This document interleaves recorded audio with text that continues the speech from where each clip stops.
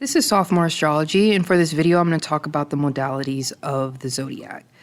So, if you were to look at a zodiac wheel and you put a perfect square in the middle of it, you'll notice that the four corners touch the same four signs no matter how you turn that square inside the wheel. And what the ancient astrologers noticed, and they were very good at picking up patterns because they noticed that even though the four corners are touching in a sign that's in a different element for each one, they noticed that those four signs still had something in common. And what we call it now is modality. So there are three modalities. There's cardinal, fixed, and mutable. Now, to dive right into cardinal, the signs that have that modality are Aries, Cancer, Libra, and Capricorn. Now, what's kind of cool about these four signs is that their season is the first month of each season. You know, like Aries is the first month of spring, and Cancer season is the first month of summer. Libra is the first month of fall, and Capricorn is the first month of winter. So these signs represent the first month in each season, and they bring in new, fresh air. It feels like there's like always a dynamic change in weather. You know, this is when you either have to take out the shorts or when you have to start wearing your jacket, you know. It's usually during these like signs season, you know. And also, too, they're like more focused on generating a dynamic energy. You know, they're not really focused on sustaining and completing what was started. Their focus is on the starting. You know, they initiate new actions and it's new, fresh energy, you know? So Aries, you feel it's initiating action. Cancer is initiating emotion. Libra is initiating thought and ideas. And Capricorn is initiating senses, you know, the five senses and practicality, you know. These signs are all about like the starts and the stops, and their emphasis is on alternating and shifting their focus. That is the point, is for something to feel brand new. So that's cardinal modality. Now, the next modality I want to talk about is the fixed modality. Now, the signs that have this one are Taurus, Leo, Scorpio, and Aquarius. Now, when you're looking at the seasons, you know, Taurus is the second month of spring. Leo is the second month of summer. Scorpio is the second month of fall. And then Aquarius is the second month of winter. These signs are known to be calm and unchangeable. This is when we need stability, you know, where we kind of feel like, okay, I bought my jacket. Now it's getting cold and I feel like I'm using my jacket now. You know, I took out the shorts and now I feel more comfortable in my shorts than I would have if it was winter. I don't know where you are in the world, but hopefully you kind of get my reference to the four seasons.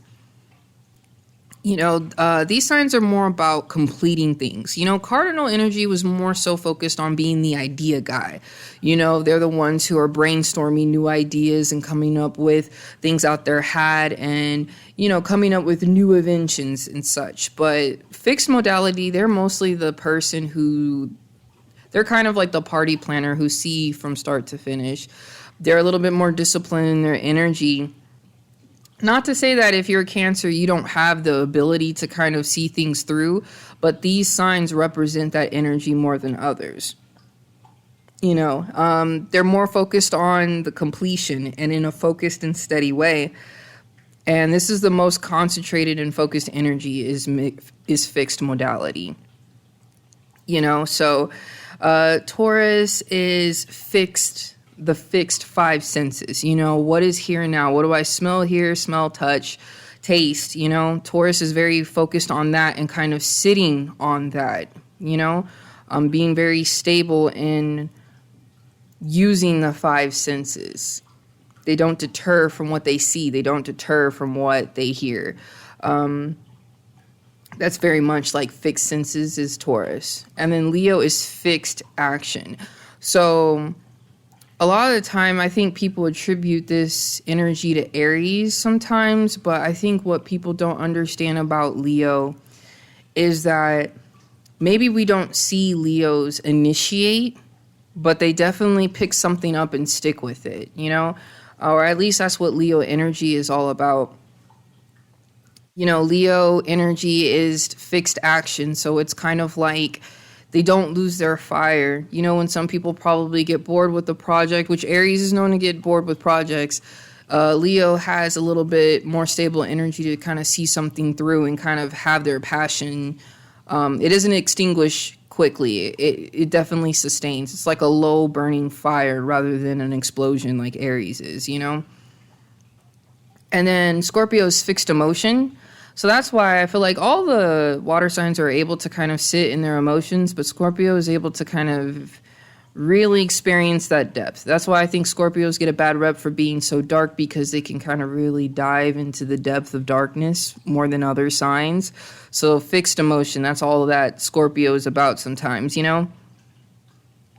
And last but not least is Aquarius. Now, Aquarius is fixed thought or fixed ideas.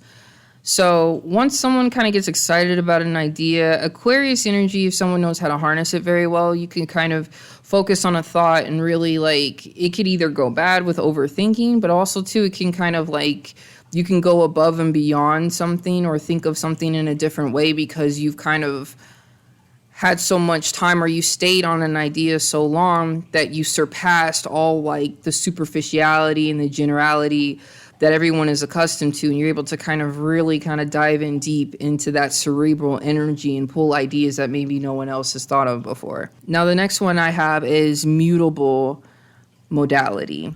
Now, the signs that have this energy are Gemini, Virgo, Sagittarius, and Pisces. Now, the thing about mutable energy is that they are kind of like a little bit of both. They're here and there. They're now and then, you know. These signs are the third month in each season. So they're like right in between the seasons. Like, honestly, mutable modality is another way to say that these people are kind of like cuspers in themselves, you know, because they're in the in-between. They are the transition between calm and dynamic winds. They're the third month in each season. You know, Gemini is the last month of spring, and Virgo is the last month of fall. Sagittarius is the last month of winter, and Pisces is the last. Oh, I'm getting it all messed up, but hopefully you get what I'm saying. But you know, these all are about transitions, and this energy is needed it's conducive to planets adapting, changing, adjusting. This is about the ups and downs, the twists and turns, you know. I feel like mutable modality, the best way to say it is like the plot twist, because you didn't know that it was going that direction, and all of a sudden there was a need for change, and then boom, you know, mutable energy is able to kind of cause that shift of energy. So to kind of like dive into each sign specifically, Gemini is mutable. Gemini is mutable air. And when you're talking about Gemini, that's why people kind of, the worst stereotype of well, not the worst, but one of the stereotypes of Gemini is that they're bipolar. Not like the clinical diagnosis, but like the fact that they can alternate between two extremes.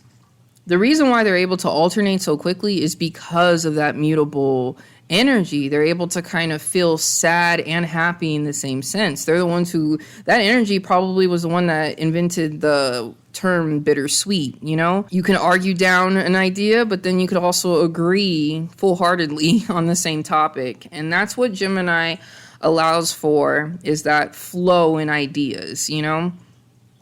Now, Virgo, the thing that's cool about Virgo, and I feel like Virgo out of all the signs, because I feel like Virgo is mutable earth, you know? When you think of earth, you don't think of it moving, but earth moves, you know? Just think about earthquakes, you know? And I think that's also why they're perfectionists too, because they're able to, they want to adjust. They are very practical people, but they're willing to improve and change what they need to change to be even more practical, to be even more efficient. And that's where that mutable modality comes in. The next sign I want to talk about is Sagittarius. Now, with Sagittarius, that's mutable action. I think a Sagittarius knows how to stop their action, but then know when to do it as well. They're not a burst of energy like Aries, and they're not like a consistent fire flame or like like a fireplace. I feel like Sagittarius is more like a lighter, and they know when to turn they know how to flick their thumb to turn the lighter on, and then when they're done, they just let their finger go. With Pisces, they're mutable water. So it's like mutable, changeable, adaptable, moving emotion. Like the emotion is effectively moving. I see Pisces dancing around emotion. So let me know in the comments kind of what modality you identify with the most. And I hope you enjoy this and you have a great rest of your day.